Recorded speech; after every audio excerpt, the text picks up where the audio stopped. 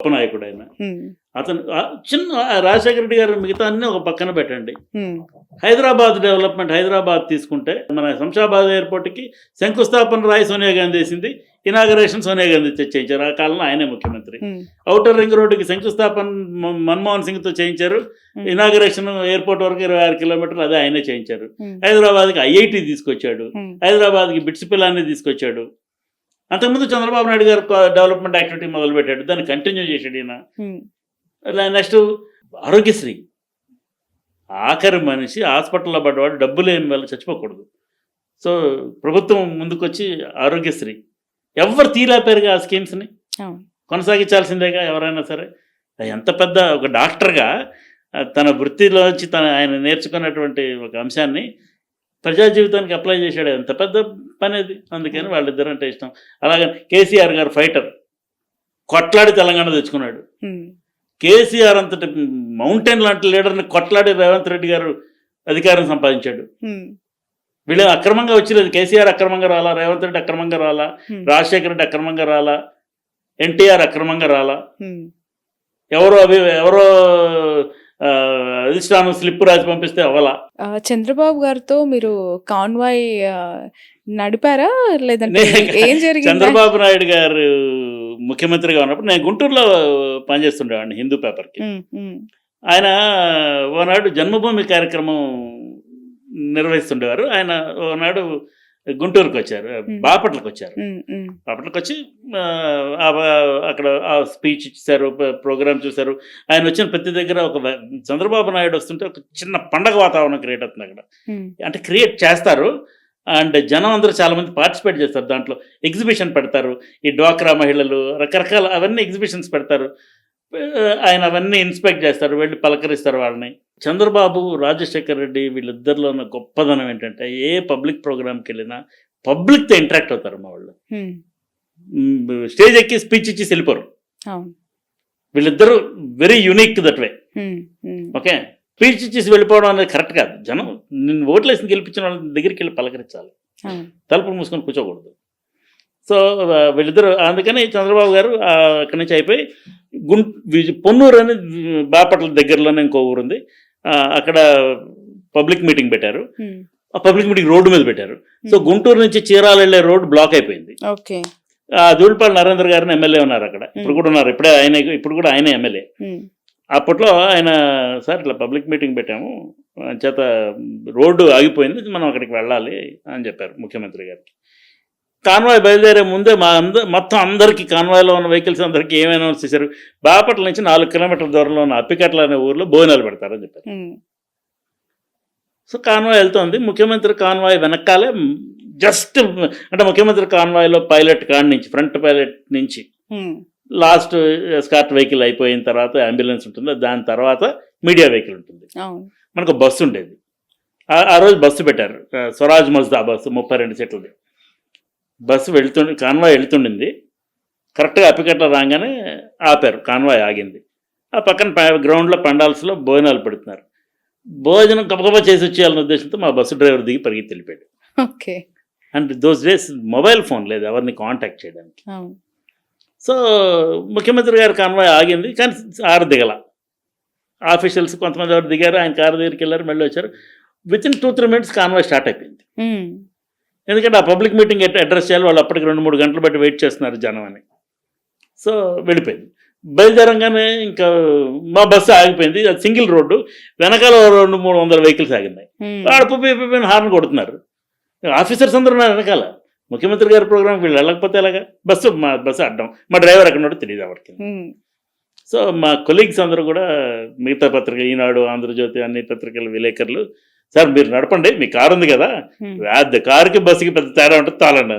నాకు తెలియదా బస్సు ఎలా నడపాలని, మీరు కూర్చోండి స్టార్ట్ చేయండి వెళ్తామన్నారు. ధైర్యం చేసి స్టార్ట్ చేశాను. చేసిన తర్వాత కొంచెం సేపటికి కాన్ఫిడెన్స్ వచ్చింది. ఒక 5 మినిట్స్కి చాలా స్పీడ్గా తోలి ఆ కాన్వాయ్తో పాటు వెళ్ళిపోగలిగాను. ముఖ్యమంత్రి కాన్వాయ్ చాలా జోరుగా వెళ్తాయండి, చాలా జోరుగా వెళ్తాయి. దాంతోపాటు వెళ్ళిపోయి పొన్నూరు వెళ్ళిపోయి అక్కడ ఒక దగ్గర ఆ కాన్వాయ్ ఎక్కడైతే ఆపారో దానిలో వెనకాల ఆ బస్సు ఆపేసి దిగిపోయింది. మా డ్రైవర్ ఏమైనప్పుడు మాకు తెలియదు. సరే తెలియదు. ఆ పబ్లిక్ మీటింగ్కి వెళ్ళాం. వెళ్ళిన తర్వాత పబ్లిక్ మీటింగ్ అయిపోయింది. చంద్రబాబు నాయుడు గారికి ఒక హ్యాబిట్ ఉండేది, ఇప్పుడు మరి ఆయన అలా ప్రాక్టీస్ చేస్తున్నారో లేదో తెలియదు నాకు. పబ్లిక్ మీటింగ్స్ అయిపోయిన తర్వాత ఆయన ఒకసారి అలా విలేకరులను వచ్చి పలకరించి వెళ్ళేవాడు, ఒక 2 మాటలు ఆడి వెళ్ళేవారు. సో అలాగే వస్తే మా వాళ్ళందరూ మనోడు బస్సు తోలేడు సార్ మీ దాంట్లో మిస్ అయిపోకూడదు, మా డ్రైవర్ అక్కడ దిగిపోయాడు, మీ ప్రోగ్రామ్ మిస్ అయిపోకూడదని బస్సు తోలేడు అని చెప్పారు. చెప్తే ఎప్పుడు టైం ప్రకారం ఉంటాడు ఆయన అని చెప్పారు. ఆయన అన్నాక నేను సార్ నేను చిన్న లా బ్రేక్ చేశానండి అన్న. ఏం చేసేవారు అడిగారు. నాకు హెవీ వెహికల్ డ్రైవింగ్ లైసెన్స్ లేదు, అయినా కానీ తోలేను అన్న. పోన్లే అని అట్లా వెళ్ళిపోయారు.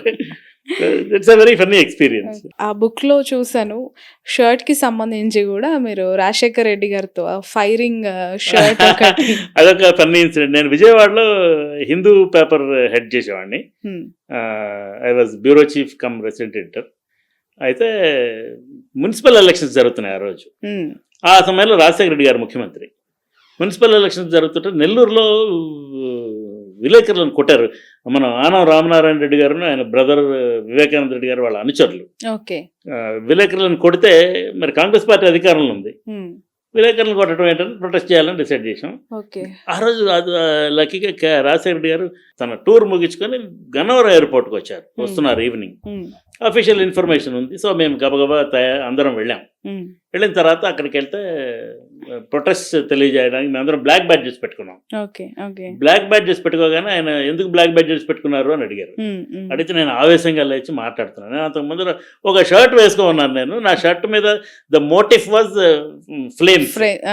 సో అది చూసి ఆయన నేను చాలా ఆవేశంగా చెప్తున్నాను, ఇలా విలేకరులను కొట్టడం ఏంటంటే అది అని.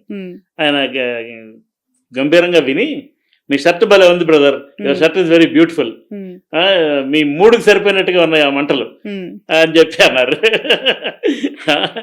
That is another funny incident. Of course ఆయన ఖచ్చితమైన అష్యూరెన్స్ ఇచ్చారు, చర్యలు తీసుకుంటామని, కేసులు కూడా బుక్ చేశారు వాళ్ళ మీద. ఓకే. రీసెంట్ టైంలో ఈ బుక్ లాంచ్ సందర్భంగా రేవంత్ రెడ్డి గారిని మీరు కలవడం జరిగింది. And you have lot of experiences. Revanth Reddy గారు బుక్ లాంచ్ కంటే ముందర మే 9th నాడు మీట్ ద ప్రెస్ జరిగింది. హైదరాబాద్ ప్రెస్ క్లబ్ వాళ్ళు ఆర్గనైజ్ చేశారు తాజ్ కృష్ణాలో. ఆ రోజు నాడు ఆ మీట్ ద ప్రెస్ అయిపోయిన తర్వాత ముఖ్యమంత్రి గారు డిన్నర్ చేశారు విలేకరులతో. So I had the privilege of sitting bank opposite him. ఆయన హెడ్ టేబుల్ మీద కూర్చొని అవకాశం దొరికింది.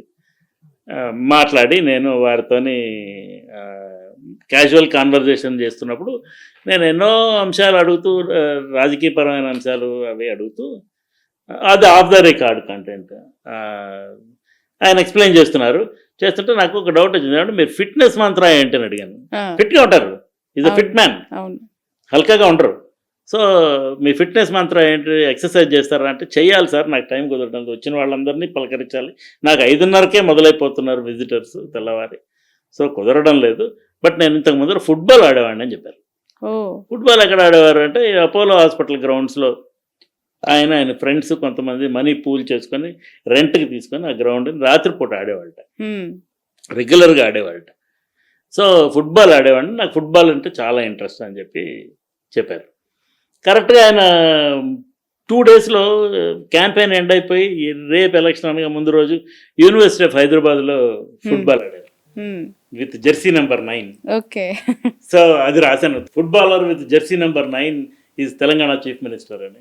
అసలు ఎందుకు అనిపించింది మీ ఎక్స్పీరియన్సెస్ ఇవన్నీ కూడా ఒక బుక్ రూపంలో తేవాలి, ఇంతమంది సీఎంలకి సంబంధించి ఎవరికి తెలియని అంశాలు ఇందులో పెట్టాలి అని చెప్పి? దీనికి కొంచెం నేపథ్యం ఉన్నది. టైమ్స్ ఆఫ్ ఇండియాలో సీనియర్ ఎడిటర్ సుశీల్ రావు ఉన్నారు. సుశీల్ రావు ఒక బ్లాగ్ రాస్తుండేవాడు, ఇప్పటికీ రాస్తుంటాడు, అప్పుడప్పుడు తన అనెక్డోట్స్ రాస్తుండేవాడు. సో మనం ఎందుకు రాయకూడదు, నేను బ్లాగ్ పెట్టకుండా ఫేస్బుక్లో రాయడం మొదలుపెట్టా. ఓకే. నా అనుభవాలన్నీ దానికి చాలా మంది 300-500 మంది 400-500 మంది లైకులు, ఈ కామెంట్లు రాసేటప్పుడు సోషల్ మీడియా ఇంత చెప్పాం కదా, కామెంట్లు రాసేటప్పుడు దీన్ని బుక్ రూపంలో తేండి అని చాలా మంది సలహాలు ఇచ్చారు. ఇస్తే ఒకరోజు సుశీల్ రావు గారు ఇటీవల కింద సంవత్సరం జూన్లో కలిసినప్పుడు why don't you bring a book అని ఆయన ప్రొవోక్ చేశాడు. అంత ముందర డెక్కన్ క్రానికల్ రెసిడెంట్ ఎడిటర్గా ఉండే శ్రీరామ్ కర్రీ గారు నాకు చాలా సన్నిహితుడు, ఒక 30 సంవత్సరాలు బట్టి. ఆయన ఆల్రెడీ ఒక 3-4 బుక్స్ రాసి ఉన్నాడు. ఆయన ఒక పెద్ద ఆథర్. ఆయన గట్టిగా ప్రోద్బలం చేశాడు, సపోర్ట్గా నిలబడ్డాడు.